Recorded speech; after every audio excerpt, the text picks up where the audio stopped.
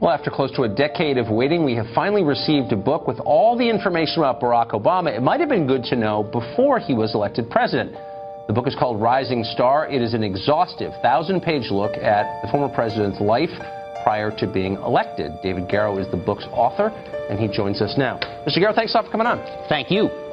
So the question is, I guess there are many questions, but you found material in this book not previously uncovered during his entire presidency, his years in the Senate, the fact he was the subject of a number of books.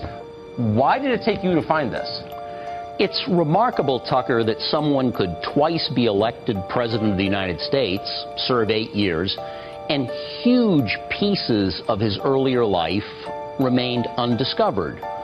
And it's not just a girlfriend, it's his closest intellectual companion, his closest friend from Harvard Law School, the person who actually helped edit his autobiographical memoir, Dreams from My Father. It's remarkable that journalists didn't do this basic legwork back in 2007, 2008. Now, in the book, you say that the former president reached out during the course of his political career to a number of people who might have given interviews and leaned on them not to talk to journalists because it might hurt him. Do you think that was part of the problem?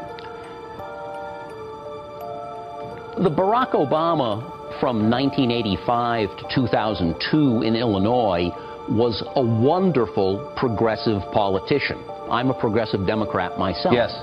But the Barack Obama that we saw in the White House, whom we see nowadays, is a fundamentally different person from who he was in the 1990s. And it's that intellectual and political evolution that is what this book really discovers and captures.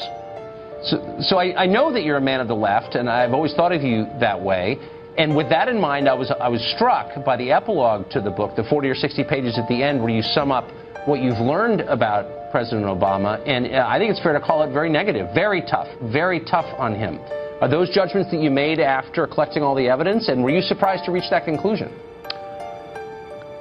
I was surprised at how the Obama presidency turned out, and it is a critical epilogue from the perspective of a progressive Democrat.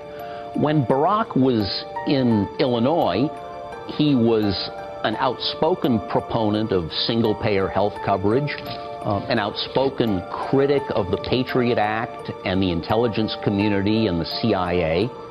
So the Obama that we have seen as president has been a dramatically different person.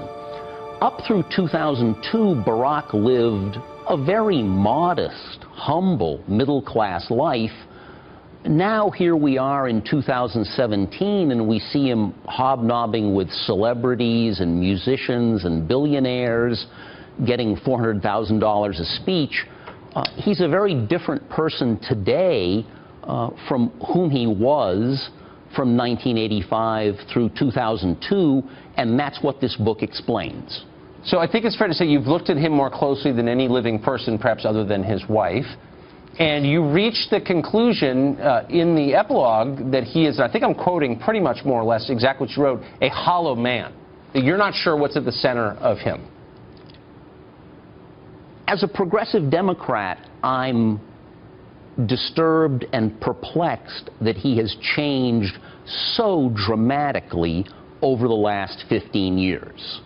We look at his record back in Illinois in the 1990s up through 2002, you would think we knew who he was, but he has turned out to be a different person than we would have projected. Do you think he's a good person?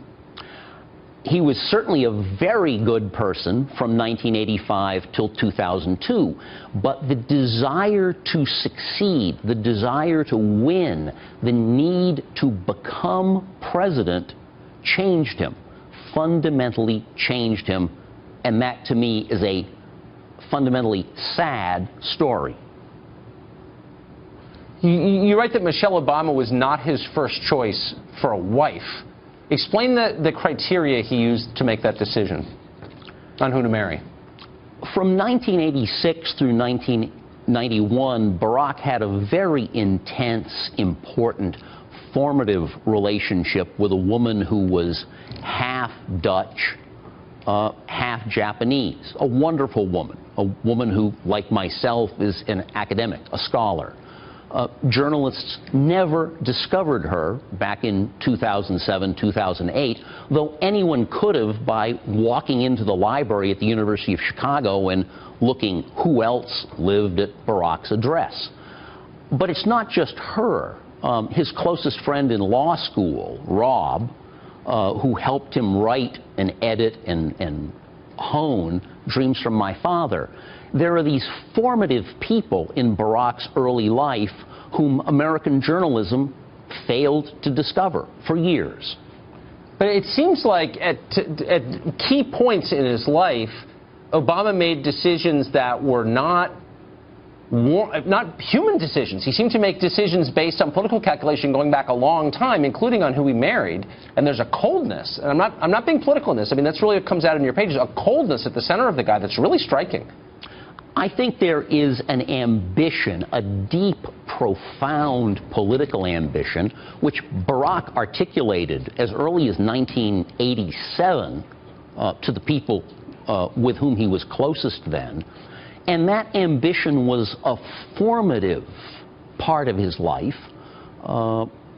His joining Jeremiah Wright's Trinity United Church of Christ was a part of that, too.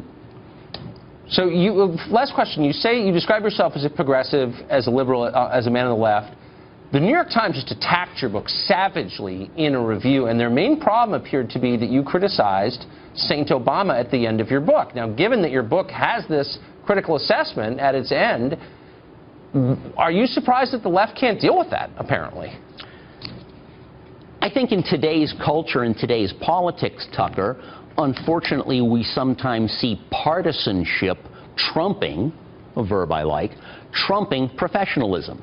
I'm an academic, a scholar, a historian. It's sad that the New York Times gives in to partisan fervor, but I'm playing a long game. I'm a scholar, and this book will be the authoritative account of Barack Obama's pre-presidential life, I believe, for decades to come. That is without question true. And good for you for doing all the work required to produce it. David, thank you. Thank you, Tucker.